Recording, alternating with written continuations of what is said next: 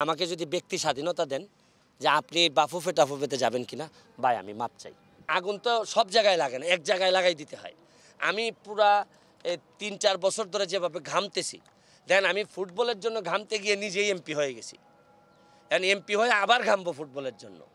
তারপর আমার একটা বিশ্বাস, আপনারা সবাই যদি একসাথে চলে আসেন, ধরেন আমার কথা যদি ভালো লাগে, আপনি দেখেন আমি জাতীয় দল খেলতে গেলে প্লেয়ার হয় না, আমাদের লিগগুলাতে খেলতে গেলে দর্শক হচ্ছে না, কিন্তু আমি কোনো একটা গ্রামে খেলতে গেলে দেখা যাচ্ছে অনেক দর্শক হয়। এর মানে হচ্ছে গিয়ে খেলাতে সমস্যা না, সমস্যা বিশ্বাসে। তোমাকে মানুষ বিশ্বাস করে না, বিশ্বাস না করলে তো আসবে না মানুষ। আপনি শুধু ভালো খেলা দিলেই হবে না, আপনার বিশ্বস্ততা থাকতে হবে, বিশ্বাস থাকতে হবে। ভাইয়া যেহেতু মেম্বার অফ পার্লামেন্ট হয়েছেন এবং আইনি পেশায় রয়েছেন একটি সম্মানীয় পেশাতে, এর মধ্যেও আসলে এই ফুটবলের জন্য সময় বের করাটা এখন একটু মুশকিল হবে কিনা, বা মানে অনেক ভক্তরাও এটা জানতে চায় যে ভাইয়াকে আগের মতো সময় দিতে পারবে কিনা। ফুটবল আমার এখান থেকে আসে, আর এমপি হিসাবে দায়িত্ব আমার এই জায়গা থেকে আসে।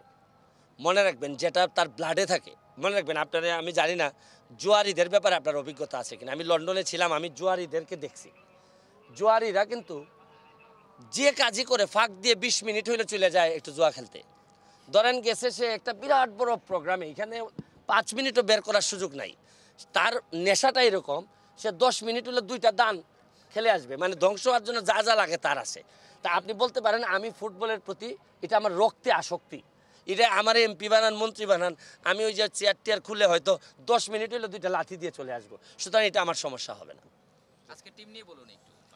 আরে টিম তো আপনি বুঝেন না, নামই দিছে চ্যাম্পিয়ন।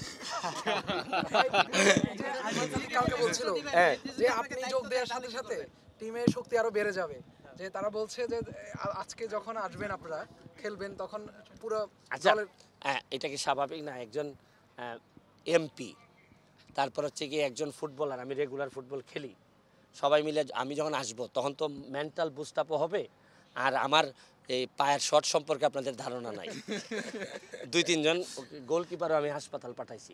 সুতরাং অপোজিশন যারা আছে তারাও তো একটু দুর্বল হবে যে কিভাবে কি মারে। শুনেন, আমি যেভাবে শট দিয়ে ফুটবলে গোলকিপার মাঝে মধ্যে আহত করছি, এইভাবে আমার বক্তব্য দিয়েও কয়েকজন বড় বড় ভিআইপিরও আমি মাঠ থেকে আউট করছি। Thank you.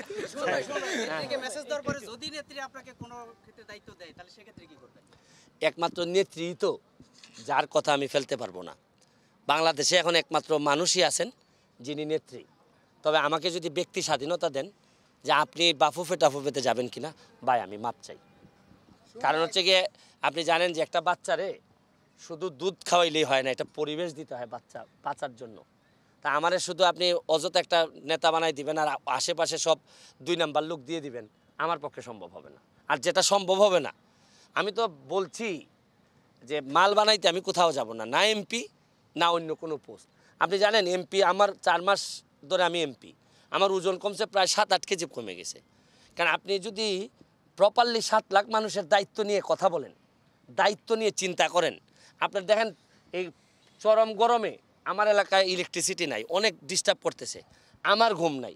কারণ আমি জানি যে ইলেকট্রিসিটি নাই, রাতে যদি 11টা-12টায় চলে যায়, তারপর কী পরিমাণ গালাগালি করে আপনার কোনো ধারণা আছে? বাংলাদেশের মানুষ, আমার বাপ মা তুল্লা কীভাবে যে গালাগালি করে, এখন সামনে আসলে তো সালাম দেয়, কিন্তু ইলেকট্রিসিটি গেলে আমার বাপ মা তুল্লা গালাগালি করে।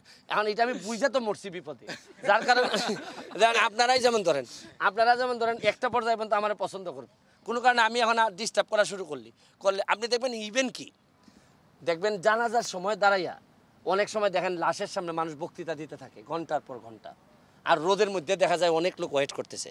মানুষ কিছু বলে না, কিন্তু পিছন থেকে কিন্তু বিরক্তি প্রকাশ করে যে ভাই শেষ করো না কেন, এখন এত গরমের মধ্যে। এগুলো আমাদের অনেক সেন্স কম আমাদের। ঠিক আছে, থ্যাংক ইউ।